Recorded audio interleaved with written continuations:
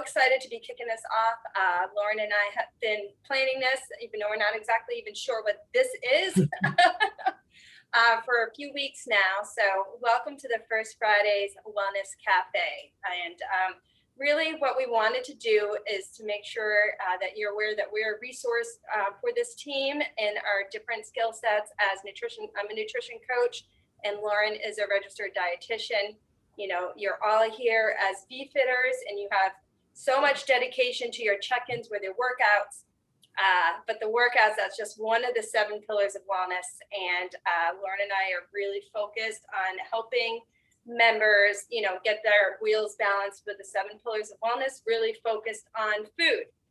And we have a very like mindset when it comes to food. So it's very non-traditional from what I grew up with trying to hit a certain ideal weight and body type and counting anything. Basically, we don't do any of that. So it's a little different than what you might be used to. But as I age, I'm finding that going with foods that make my body feel good, viewing food as fuel and, you know, how I can feel my workouts, how I can make sure I'm getting my sleep in, all of that, it's all interconnected. So that is a big part of why I became a nutrition coach. And also personally, I have ulcerative colitis, which is a form of irritable bowel syndrome. And there's a lot of things that really agitate me personally. So I really focus on clean eating. And when I run my small groups with nutrition coaching, and we're really looking at the labels, what's in our food. And for me personally, it's made a big difference. So that's kind of what got me into the game here. So yes, we're really big on viewing food as fuel and not looking at food as good or bad. Food is food and we want you to enjoy it. The myth of a diet doesn't work. It almost always will backfire. So Lauren will talk more about that and, you know, restricting yourself. If I tell myself right now, I'm not gonna have ice cream tonight, guess what? The rest of the day, every minute of the rest of this day, I'm gonna think about that ice cream in our freezer. So I'm just gonna have ice cream tonight and I'm gonna feel good about it. But I'm not gonna do it every night. You know, there's different ratios that people can follow. The 80-20 rule is one of those where 80% of the time I'm really gonna be good. And then another 20%, I'm gonna have my gluten-free beer, I'm gonna have the ice cream. You know, if my husband has a birthday, I'm gonna have that cake, but I'm gonna move on. So that's kind of a bit of my mindset with nutrition. And again, Lauren shares a lot of the values that I have too. So with that being said, this is our first session. We're super excited. We have 15 minutes allotted, which isn't a lot. So I'm going to stop talking and hand it over to Lauren. She's going to present a really, really great topic, you know, because we talk about those classic numbers of on the scale and BMI, and they're just garbage. So Lauren's going to talk. It really is. So some of you are like, I don't know what these girls are talking about, but just hear us out, have an open mind about it. And I hope we all find ways to love ourselves more, be kinder to ourselves, stop judging ourselves. Certain size of your clothes does not matter as long as it fits and you feel good in it. So last thing, there are other ways that we can work with you. I will be doing a nutrition group next month before the reset. Lauren's doing one-on-one sessions with her focus on intuitive eating, and I'll be doing some other stuff too. And we might do more together because we've already really enjoyed collaborating for this. So I'll let Lauren take it on from here. And then at the end, we will have time, I think, for a couple questions. We got some online and we're gonna kind of work through what else we can do for the team. So welcome. All right, Lauren, I'll hand it over to you. Awesome. Thank you, Maria, so much. I'm so excited to be here today.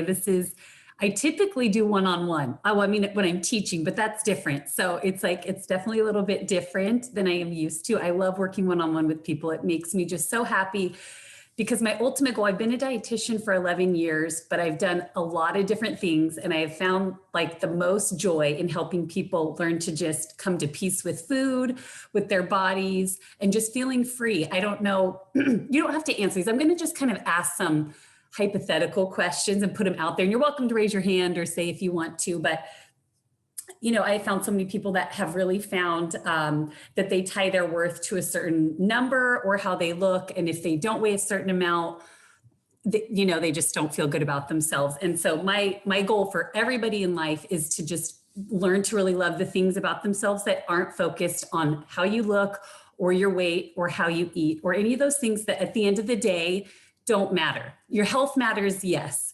But so what I'm talking about doesn't have to do with, I'm not anti-health. I'm just anti dieting or only accepting one type of body as what the ideal should be or one type of way of eating. And otherwise, you're not doing a good job. So the approach that I use is health at every size. We accept all types of bodies, shapes, sizes, ages. You can be healthy at any size. You do not have to look a certain way. No strict dieting, all foods can fit, and we learn to fuel our bodies in a way that feels really good for us. And you're the only person, you have to remember, you're the expert of you. So nobody else around you, influencers, even some doctors, they don't know what's best for you at the end of the day. So just learning to tune into how much do you need to eat? I know personally, I eat just as much as my husband, who is a grown man. And so you have to just learn that it's okay and only you can really know, right?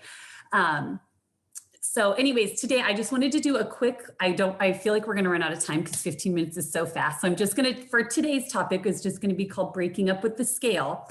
And so I think out of anything, that is one of the most important tips that I give any of my clients is that the scale really does not serve any positive purpose in generally. So I don't know. I just want you to ask yourself a couple questions like, how often are you weighing yourself? How often does that scale dictate your mood for the day? Is it really, are you using the scale to tell you what your body needs or doesn't need, right? And what is that number telling you? Is it telling you that you're a good person? Is it telling you that you're bad? What if you were feeling just awesome that day? You had a great workout, you ate a great breakfast, and then you stepped on the scale and it was higher. All of a sudden, did all those amazing feelings just go away in like a sweep of like 30 seconds?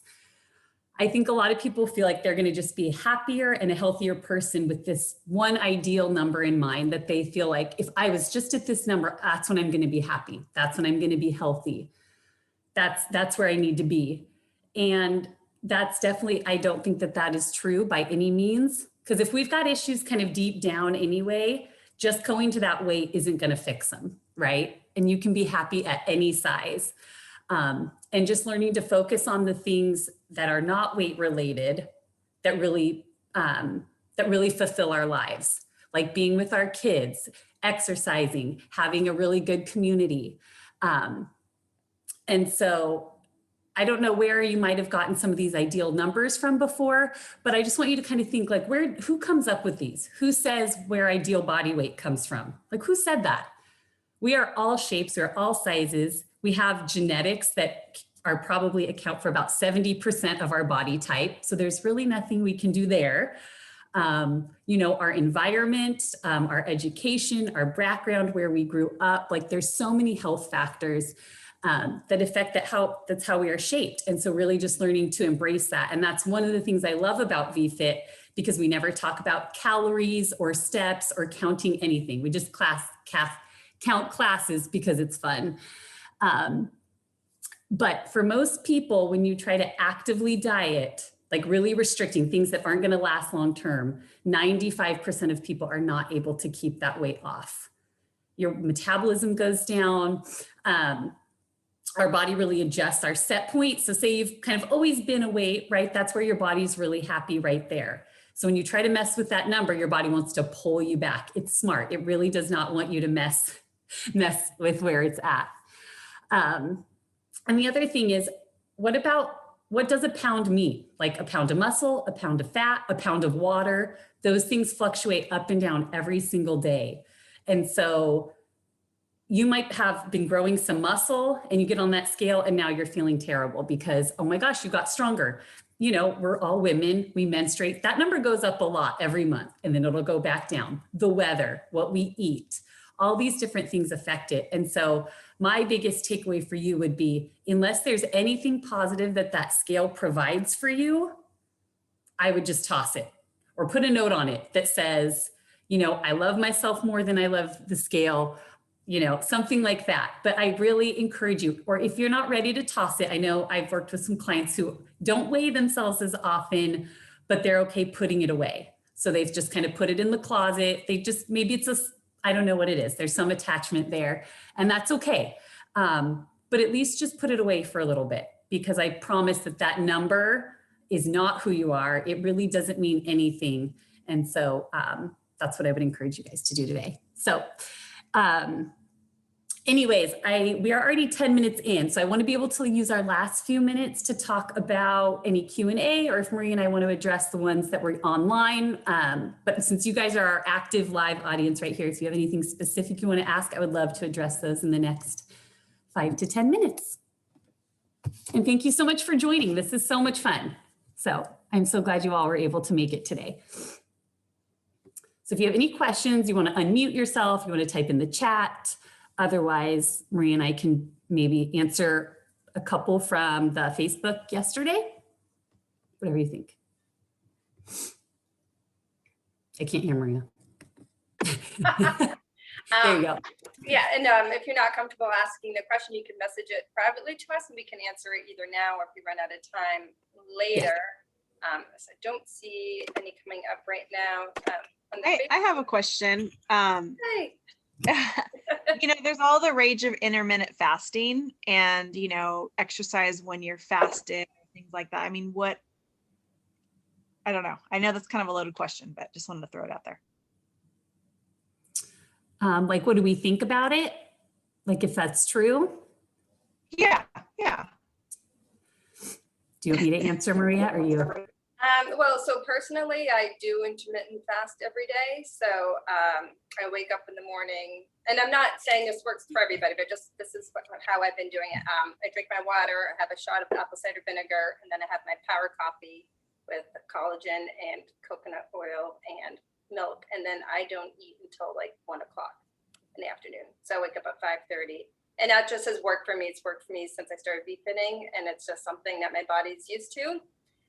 There's a lot of research that shows there's so many different ways about it, and there's no right or wrong answer, but it does work for some people, and it's been really good for me. I can share some resources, and again, there's always two sides to it. Some people will, instead of doing a long window of not eating, they'll not eat for a couple of days and then eat. There's like a lot of different ways you can intermittent fast. But there is some research that does support it for different body types, different medical conditions. And it's sometimes worth experimenting and seeing if you like it for yourself. Some people get headaches or feel nauseous if they don't have anything. So I do have that power coffee in the morning, which has healthy fat in it and a lot of protein. So it's not technically an intermittent fast, but I do go a pretty big window of not eating and still work out just fine. Good question. And I can provide more resources. Thank you, Daniela. We have one. The VFit recipes are all free and available on our website. If you go to the top right where it says VFit Squad, you can scroll down to Recipe Rolodex and they're all there. So we have over 250 recipes there. You can also access it from our app if you like doing things on mobile. If you go to the main menu, scroll down, there's a direct link to the Rolodex there too. Good question. Could I ask a question too about what about, it goes along with intermittent fasting, like eating after dinner. I've always heard, you should try to not eat in the evening. Do you guys, is that I like to have popcorn and stuff like that at night, and I don't know if that's good or bad or what. There's definitely no wrong or right way to eat. Like Maria was saying with the intermittent fasting, there's been some research that shows that that could be beneficial to let your body have that break. But I know for myself, I'm hungry at 5:30 in the morning. So I eat breakfast very early and then I eat breakfast again at 10. And so I eat all throughout the day, and that feels good for me. And so what I recommend for the evening is if you kind of want to just have a snack or something, that's fine. Sometimes if you feel like it's an issue, you could always see am I just bored? Am I just trying to find something to do? So I usually just explore the reason behind why people snack. If you're just having some popcorn and that's enjoyable to you, I think that's totally fine. But typically on the flip side too is if people notice that they're really hungry or eating a lot in the evenings, maybe trying to get more food in during the day, maybe you just don't get enough or you need to fill up. But at the end of the day, it doesn't really matter when you have the food so much. So, but that is something to kind of look at. But I definitely try to stay away from any type of food rules. And so for me, I might be a little bit more flexible on that and say, sure, have a snack in the evening, but that would be something we could always kind of explore the reason behind more if you wanted to. Yeah. But thank you for the question. These are good.